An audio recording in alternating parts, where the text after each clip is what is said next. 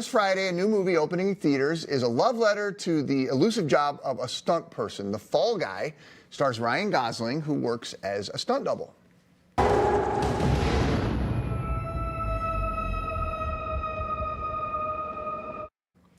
So The Fall Guy is the first film to replace the term stunt coordinator with stunt designer. So we invited a stunt designer from Minnesota in the studio. His name is Lee Fillingsness.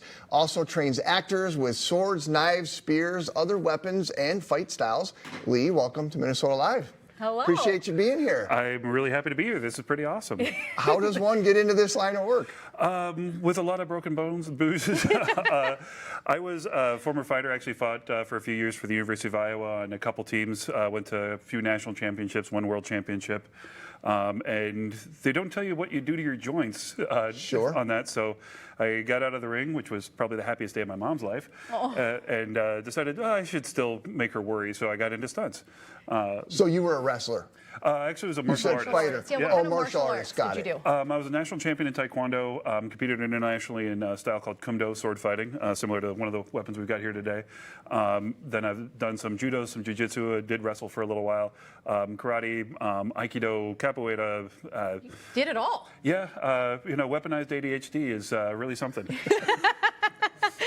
We have a clip that we want to show people of you in action. This was from the film The Curse of Raven Heights, Yes, I ma'am. believe. So I think we have this. What are you doing here? Describe to us what you're doing. So on this set, this was just after the COVID shutdown ended, Yeah. but we were still all under protocols. We had a wire rigger that was supposed to come out, and he tested positive. So we still had to do the stunt, and A wire rigger, meaning you would harness the person to a wire Yeah. and the illusion would be of them Yeah. going through the air. And in the movie, she's supposed to be kind of magically blasted out this door, and with the wire, you could get, plenty of movement. We still needed the stunt. It still kind of needed to happen. And because I am a very large and relatively strong person, and she is very dainty, I was basically picking her up by the hips and throwing her about 8 feet into this pile of mattresses. We were filming on a resort up near Fargo on Fish Trap Lake, and the resort owner just donated the mattresses. He's like, "This is cool," and he was sitting there watching. He's like, "This is kind of crazy stuff." So. How many movies have you been involved in? I want to say it's got to be somewhere around 50 between all the short films. It's hard to count because I've got whatever's on IMDb. I guess represents about a third. Yeah. A lot of times the stunt guy doesn't get the recognition, and a lot of times, the festival stuff doesn't end up on IMDb. Yeah. How do you feel about the fact that the stunt guy doesn't get the recognition? I kind of get it. I kind of get why, and I love that we are getting recognition. I do love that more and more there's a movement to at least get recognition at the Oscars for it. But I will say on set, there is enough love for what I call the danger zone guys, because there's stunts, fights, pyrotechnics, armory, cars, all that stuff. The way that we are loved on set by everyone on either side of the camera more than makes up for what happens on IMDb. Okay. So then, do you act then too, or what? Yeah, I'm kind of, that really blew up after COVID because again, with all the protocols that were in place, they realized for obvious reasons I can play the bad guy. Yeah. And I could also be the Looking fight at you, choreographer. I would say, not listening to you, because you sound like the nicest guy in the world, but you obviously have an intimidating look. Yeah, well, and that's kind of an important thing. You can be intimidating, but if the actors don't trust you, they're not going to act. So I come in and I'm very nice to everybody. Let them know, like, hey, your safety is my thing. I was injured my very first day on set. I was actually telling one of your producers about that. Very first day on set, I got stabbed in the hand with a spear. And I was just an extra, and there was not any safety protocols. The fight choreographer didn't do a very good job. Once I got on doing fight choreography, I told everybody this story. And this was back in the 1900s. And to this day, there hasn't been anything like this on one of my sets. No kidding. Wow. So I keep people safe. Yeah. And so when I turn on all the meanness, all the actors know, okay, this isn't a mean guy. This is Lee. He's going to take care of me. I can focus on my acting. Yeah. You put them at ease. Exactly. Nice. Okay, you brought some really great things here. Yes, I would ma'am. love to talk a little bit about what you brought because you actually train actors on how to use some of these things here, these swords and these weapons. Yes, ma'am. And it's usually a crash course because, say with a weapon like the rapier. Now this one, very nice, kind of classical Italian, about 17th century style. Most people to get good with this are going to spend a year learning footwork and advance whatnot. I'm lucky if I've got 2 weeks. And so I kind of take a kinesiology approach to it. I'm like, okay, here's how your hand works.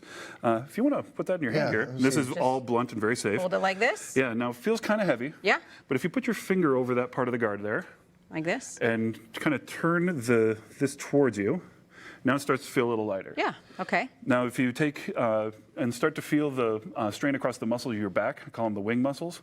Okay. So kind of, if you elongate out, now you've got some control there. And I've got a few tricks. I have stupid names for all of my moves, mostly because they're memorable. So if I may. You may. When I am teaching somebody how to guard to the inside, I always say, check your text. I don't say, okay, we're going to do a guard in position 4 here. I say, check your text. I'm like, okay, I got a text from Mom. That makes sense. What did Mom have to say? Show me the text. Bam.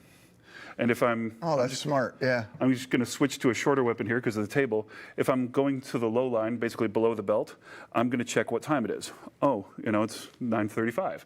And it's like, and then I show. And it's Very smart. Yeah, it's dumb, but I can say, hey, what time is it? And they'll be like, if they can't see their watch, they know they're in the wrong position. And so I give them a crash course. I get them to look as good as I can, and I teach them exactly what they need to do for their movie. And it works. I'm as surprised as anybody. Who's the easiest actor you've ever worked with, training on these kinds of weapons? There's an actress named Krista Rose who's actually joined my stunt team this year.